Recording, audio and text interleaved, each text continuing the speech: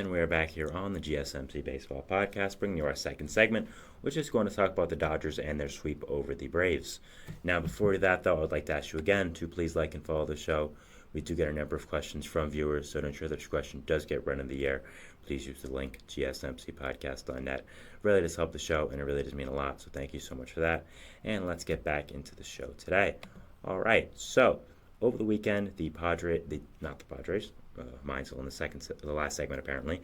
The Dodgers swept the Braves, and it's a pretty big deal. I mean, these are the two teams that I talked about on Friday that I think are the two premier teams of the National League.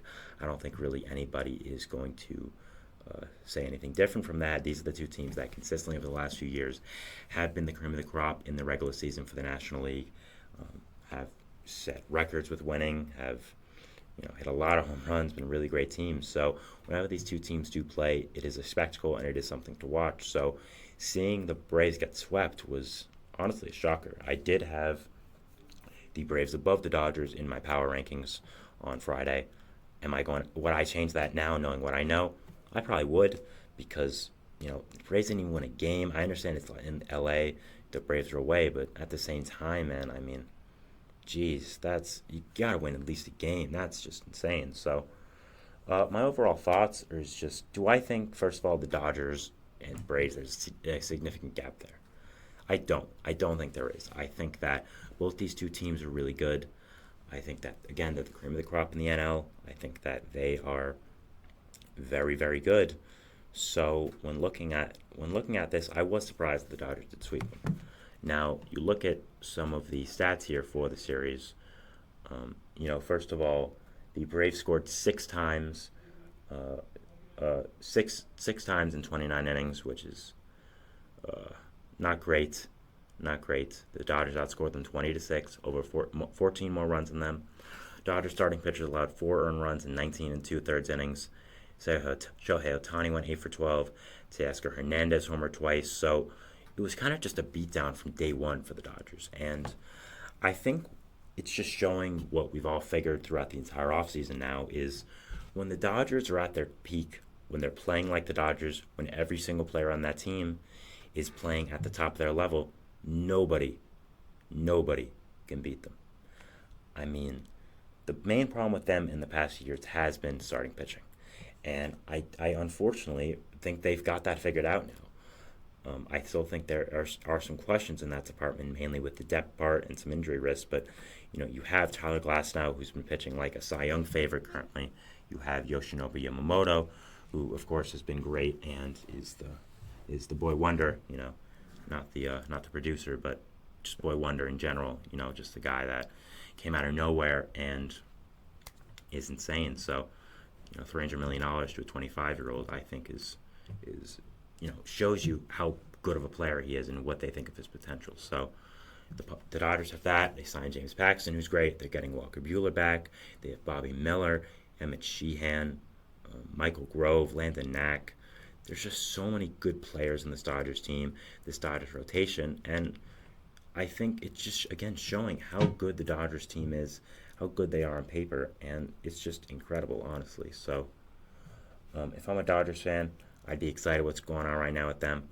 I'd be happy. So going to the Braves now, would I be a little worried about them after getting swept by the Dodgers?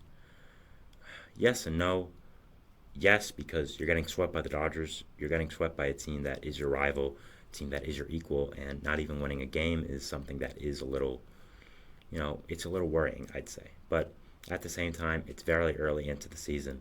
We're not going to take these things as fact right now. We're not going to just write the Braves off for the entire season because they got swept once by the Dodgers. So if you're thinking that, I would have to disagree with you there. I do not think that is an accurate representation. But it is cause for concern if you're a Braves fan. You're now second in your division by 2 games. The Phillies, who have been killing it. I think I may have a segment tomorrow about the Phillies and just how good they have been, because I do want to talk about it. But, they're now 2 games below the Phillies, who have been killing it, who have been so good. And I think that is a little cause for concern, because you're supposed to be, the big bad Braves, the mighty Braves, the team that is never going to not win the NL East, is going to win 100 games in the regular season. But I think there's some flaws with the Braves team right now. First of all, a player I want to talk about that is not being talked about right now for some reason, that's Ronald Acuna Jr. I mean, Acuna has been bad. Like, I don't want to, overreact or, do anything like that, but just to put it bluntly, he's been bad. I mean, he only has .5 WAR this season, which, isn't great. Isn't bad, but isn't great. Not what you want to see. His OPS is 738, OPS plus 112, and well, for any other player, that's a fine season. It's Ronald Acuna Jr. This is a guy who won MVP last year, was said by a lot of people to be the best player in Major League Baseball, and he's performing like this. I think that's a big blow to the Braves. He is their leadoff man. He is the guy that sets the tone, and you expect him to have a much better season than this. And when he's not, I think that it does affect the Braves a lot, and it does hurt them a lot. So I think that's another thing we have to look out for the Braves is, if their star player isn't performing as well. And after that, you look at injuries. I mean, we all know about Spencer Strider. I mean, he's hurt. He's going to be out for the entirety of the season. I'd say there's probably a less than 5% chance he comes back this season. I don't think he will, even if they make the World Series. So, you look at that, and again, it's the pitching with the Braves. The Braves pitching has been their Achilles heel these past few seasons, mainly in the playoffs. I think you look at their rotation right now, and you kind of have the same concerns. You look at Max Fried. I mean, he's a great pitcher. I'm not gonna, sit here and say anything else. So he's a really great pitcher. He's obviously the positive parts of your rotation. But next, you go to Reynaldo Lopez, who has been good this season, has been a really great signing by the Braves. But at the same time, is that really a guy you trust, even with how good he was in the regular season, going your game 2 of the playoffs? You're in the NLCS, you're in the NLDS. Is that really a guy you want and getting you a must-win? I'm not sure I would. I think that the playoffs are a different beast, and I think you need a quality, established starting pitcher. So I think that is another thing to take into consideration. You have Chris Sale, who has been okay for the Braves, nothing too spectacular, just okay. Is that the guy you want starting Game 3? Is that a guy you really trust to have a significant outing, a really good outing in the year 2024? I'm just not sure about that. So I think when you take these things into consideration, I think the Braves do have some question marks, mainly in the pitching aspects, but some in the offensive aspects as well. And getting swept by the Dodgers in pretty humiliating fashion as well. It wasn't really even close. I think gives us a right to ask questions about your team, gives us the right to say, hey, what's going on over there? What's going on with you guys? Are you okay? Like, are you even good at this point? They are, But still, I think that it's something to just watch and see, and I'm interested. So definitely will be watching the Braves as the season goes on, seeing if there's any more injuries. But I think right now you just need to get some more pitching, whether that's AAA, whether that's the trade market, whatever it is. I would like to see that. I think their pitching is a big question mark. I think after that, you have to look at Acuna, hope he can do better than last year. Obviously, it's not a fluke. We've seen him do this for 5-6 years now, but having this, I meant for last year, not this year, by the way. Last year being how good he was, it was definitely not a fluke. This year, it probably is a fluke. You've seen how good he is these past few years, and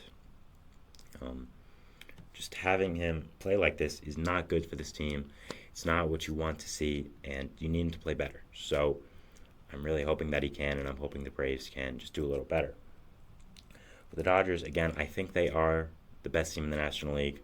I think they're the second best team in baseball overall. I think that there isn't much debating at this point with how they just demolished the Braves. So I think right now they're second in the MLB behind the Orioles. I think, really the elite teams right now are Orioles, Yankees, Braves, Dodgers, which you all know of. You could even put the Phillies in there right now. I probably would, actually, so I'd put that as the top 5. So there's a lot of question marks about the Braves right now. Getting swept by the Dodgers doesn't answer them. But at the same time, I think you have to look at it in a different light. The Dodgers did have some of their better guys on the mound. They had Tyler Glasnow starting one of these games. They had James Paxton, who was doing really well. And again, the Braves just don't have that kind of pitching. You did have Max Fried on the mound one time, but he wasn't his usual self, going 7 innings pitched, 4 earned runs, not really what you want to see. And the day before for the Braves,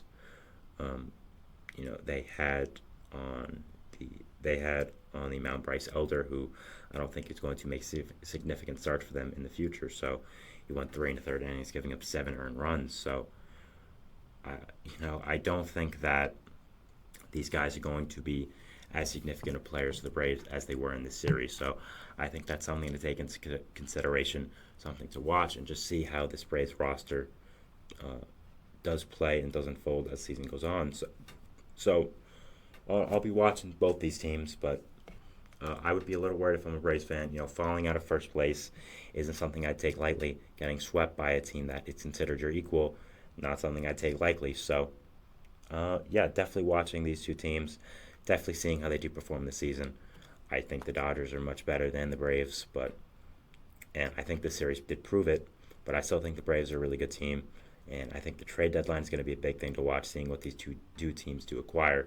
So, I'll be seeing that, and we'll be watching these two teams overall in the season, and just seeing how both of them do perform, and seeing just overall what does happen. So, that is our second segment here, talking about the Dodgers sweeping the Braves over the weekend and just the impact it is having on the baseball world and just my overall thoughts on it. So, moving into our third segment, which is going to be talking about the Guardians and the roster shakeup they did have.